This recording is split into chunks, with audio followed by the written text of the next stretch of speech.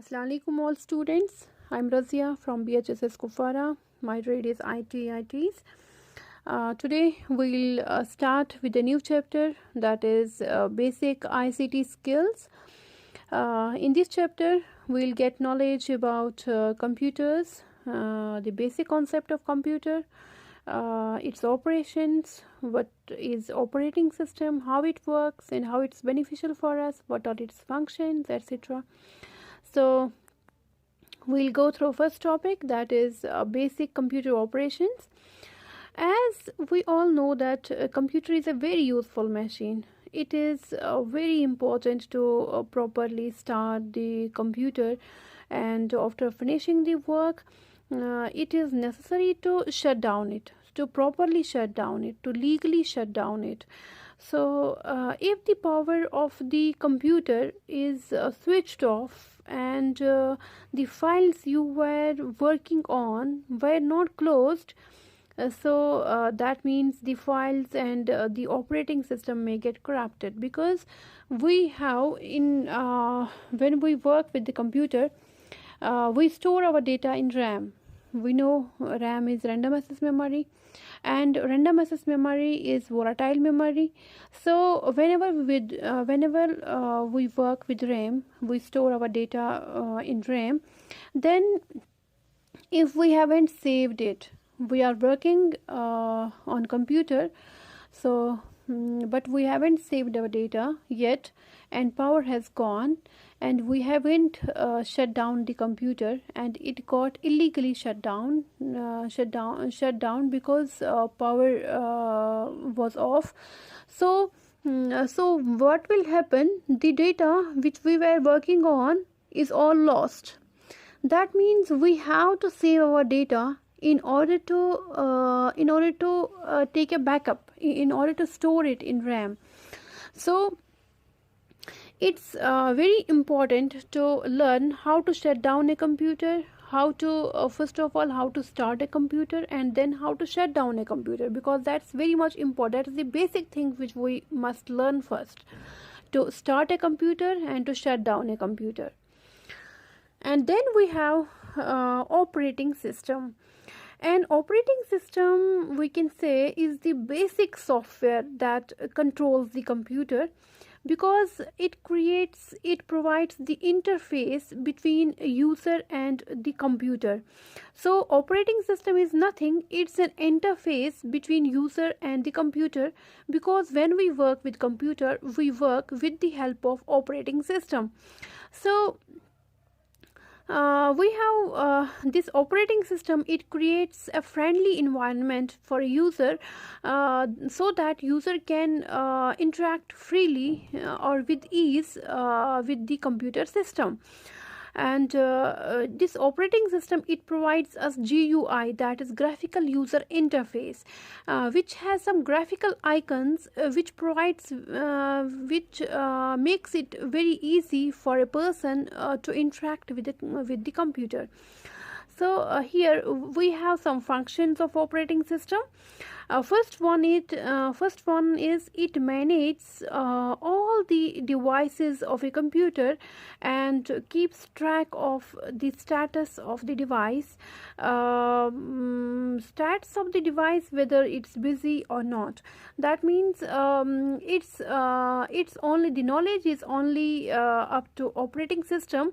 It will say that which device is busy and which device is not. It keeps track of all the devices, because it knows which device has used any of the resource of computer and which one is free. Second function of operating system is it checks whether the device is functioning properly or not.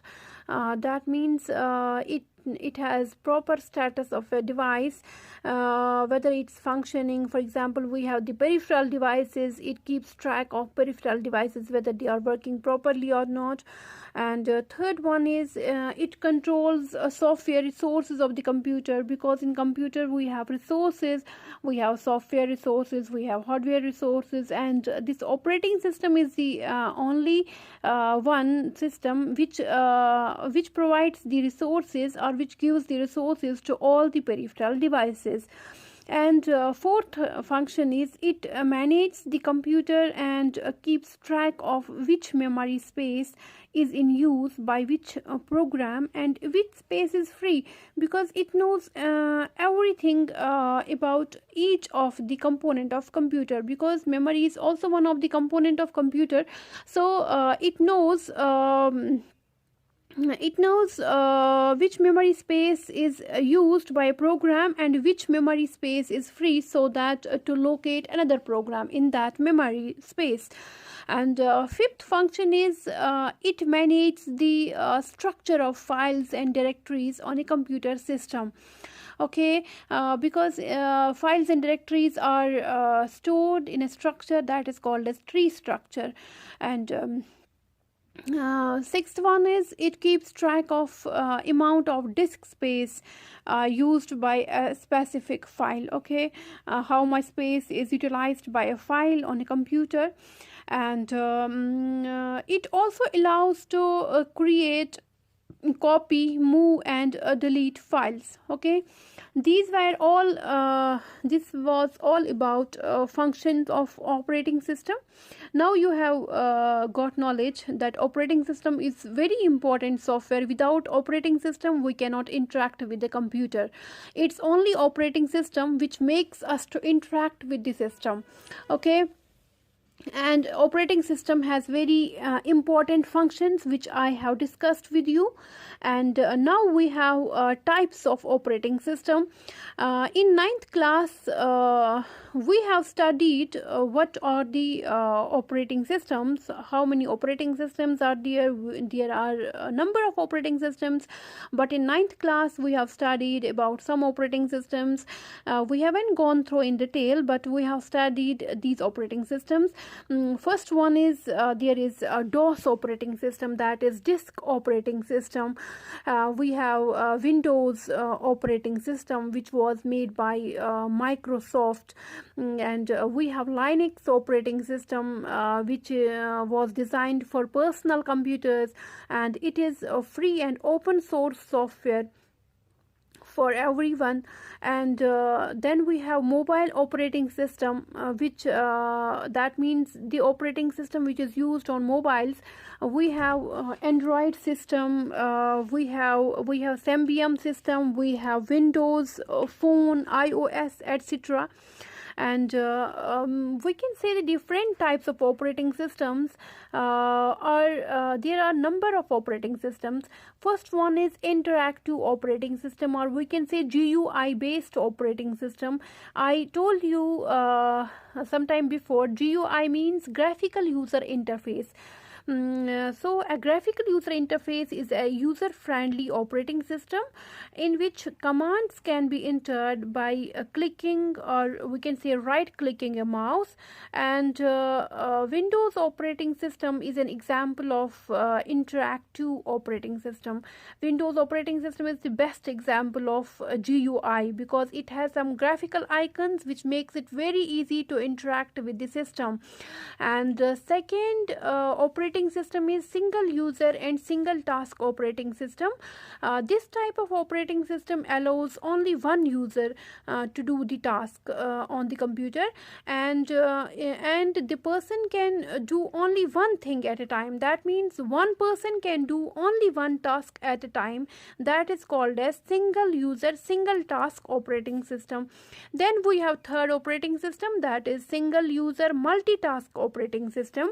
This operating system is used on desktop computers, or we can say laptops, where a single user can operate on several programs at the same time. For example, we have Windows, because Windows is single user but multiple tasks at a time. That means multitasking. We can do number of tasks at the same time. Then we have fourth operating system, that is multi-user operating system. Multi-user operating system, it enables multiple users to work on the same computer at different times. That means on same computer number of users can work at different times. Okay, then there is another operating system, that is real time. To control machinery, or we can say scientific instruments like robots, it reacts to any input in a specific period of time. Okay, a real time operating system is it controls the machinery and scientific instruments like we have robot. Okay, then we have another one, that is distributed operating system. Distributed operating system runs on a set of computers that are interconnected by a network. So it combines the different computers in a network into a single integrated computer. That means it combines different computers. The power of different computers is combined into a single computer, that is integrated computer. And the storage and also the storage location is also shared. For example, we have here Windows, we have Unix, we have Linux, etc. So it's all about today's topic.